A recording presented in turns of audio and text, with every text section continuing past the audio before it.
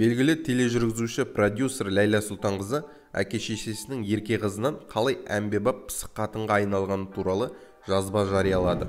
Кейіннен тұрмыс құрғанда ағайынды 4 жігіттің кенжесін жолықтырып, тамақ-тұрмақ барлық тірлікті істеп, үйдегі үлкен абысындары мен қайын апаларынан ұялғанынан зырылдап кеткенін есіне түсіріп, оқырмандарының езуіне жылы күлкі үйірді.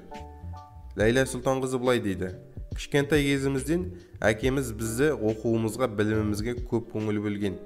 Анам үй тірлігіне араластырып қойғанда үйден өзіміз тұрмақ, ізімізде қалдырмай тайып тұратынбыз. Сөйтіп қызыққа тойғаннан резинка, шекемтас, маг ойнайтынбыз. Сонда да анам қайтсын ба, көңіл көтеріп жүрген жерімен ұстап алып, ұрысып, үйге қуып әкеліп, ет асудан, қамыр жаюдан, қазіргінің тілімен мастер-класс өткізетін. Мойындаймын, олақтау болдым. Кейін оқуға түсіп, үй тірлігінен құтылдық па десем, бұл әлі берік жағы ғана екен ғой. Қызық алда, ағайынды 4 жігіттің кенжесін жолықтырғанын қарасаңшы.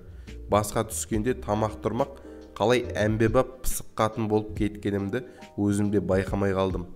Үйдегі менен үлкен абысындарым мен қайын апаларымнан ұялғанымнан зырылдайтынмын деді. Құрметті достар, пайдалы кеңес арнасына жазылып, лайк басып, коммент жазуды ұмытпаңыздар.